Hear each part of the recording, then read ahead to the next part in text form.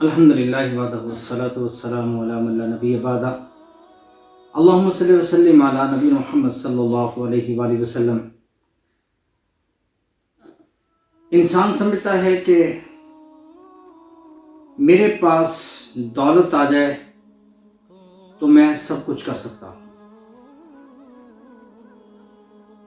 دولت ایک ایسا معاملہ ہے کہ جس کے پاس آ جائے بس اس کو یہی ہوتا ہے کہ اس دولت سے میں دنیا جہان اکٹھی کر سکتا ہوں۔ ایک مریض ہے جس کا بازو سیدھا ہے اور زندگی اور موت کی کشمکش میں ہے، لیکن ہے بڑا سرمایہ دار۔ ڈاکٹر نے بیٹے کو پاس بلایا اور کان کے اندر کہا کہ اب ہمیں وینٹیلیٹر جو ہے اس کو بند کرنا پڑے گا۔ بیٹے نے پلٹ کر ڈاکٹر سے پوچھا کیا اب زندگی کی کوئی امید نہیں؟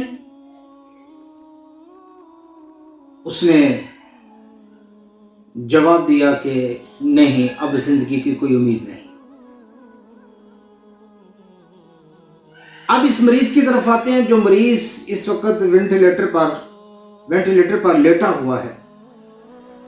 زندگی موت کی جو کشمکش میں ہے، یہ وہ مریض ہے جو کبھی اپنے آپ کو یہ سمجھتا تھا کہ میرے پاس دولت آ گئی تو میں نے دنیا کی ہر چیز حاصل کر لی،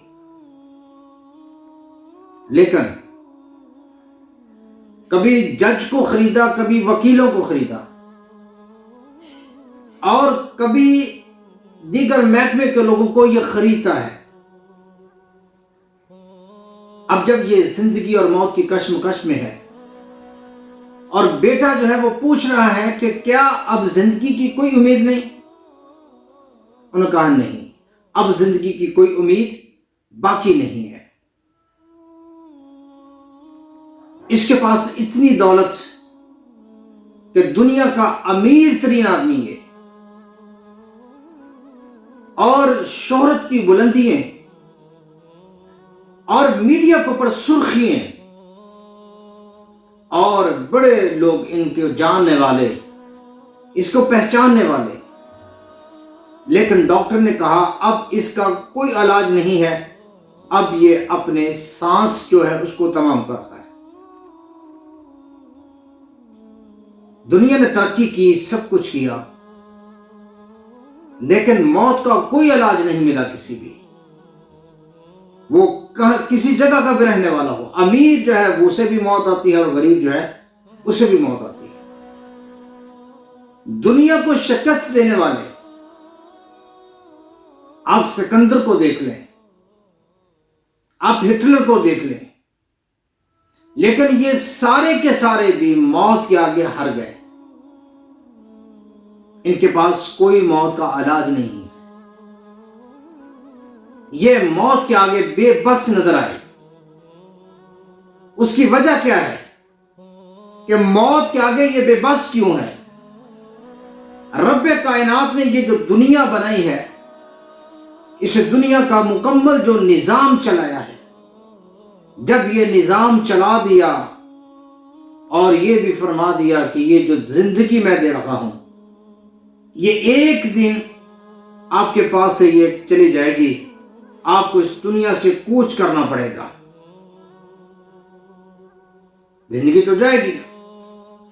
اس سرمایہ دار نے سوچا تھا کہ شاید یہ زندگی رک جائے گی، شاید میں زندگی کو خرید سکوں گا، شاید میری زندگی جو ہے، میرا جو پیسہ جو ہے یہ مجھے صحت بھی دے دے گا، مجھے آنکھیں بھی دے دے گا، مجھے گردے بھی دے دے گا، اور میرے پاس دنیا کی تمام چیزیں آ جائیں گی۔ لیکن اسے نہیں پتا کہ دولت سب کچھ تو دے سکتی ہے لیکن زندگی نہیں دے سکتی۔ جو رب العالمین نے انسان کا نظام بنایا ہے اس کو یہ بدل نہیں سکتی۔ دولت ہے، ستارہ اب غروب ہو رہا ہے، زندگی سے یہ نا امید ہو گیا، وینٹیلیٹر کو بند کر دیا اور دنیا کا امیر ترین آدمی چند لمحوں کے بعد رب العالمین کا مہمان بن گیا۔ اللہ کے رسول جناب محمد کریم صلی اللہ علیہ وآلہ وسلم، آپ علیہ الصلوۃ والسلام نے اپنے صحابہ کو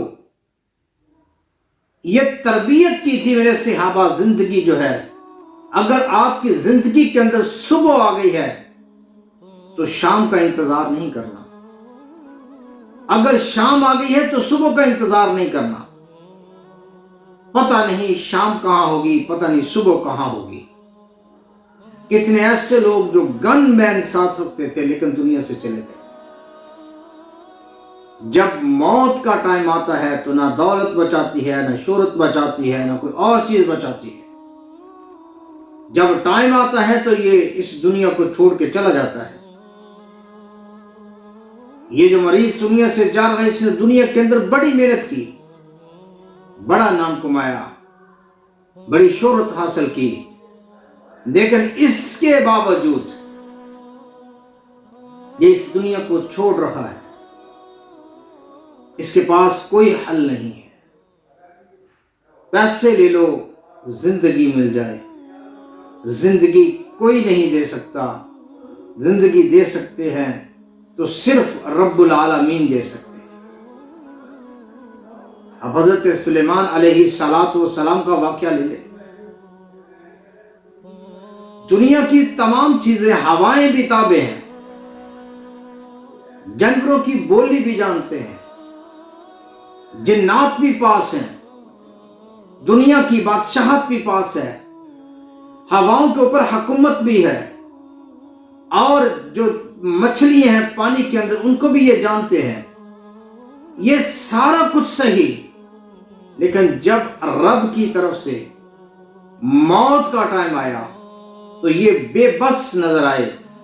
مسجد کے صحن کے اندر رب العالمین نے اپنے محبوب نبی سلیمان علیہ السلام کو کھڑے کر کے دنیا کو یہ ثابت کر دیا کہ جب موت کا ٹائم آتا ہے تو پھر وہ ایک سیکنڈ، ایک پل نہ آگے جاتا ہے نہ وہ پیچھے جاتا ہے۔ اس لیے اس سے پہلے آپ نے خیال کرنا ہے، آپ نے اپنی زندگی کو بدلنا ہے، اس سے پہلے کہ دیر ہو جائے۔ اللہ سے دعا کرتا ہوں اللہ مجھے آپ کو سمجھ کی توفیق عطا فرمائے۔ وما علینا الا البلاغ المبین۔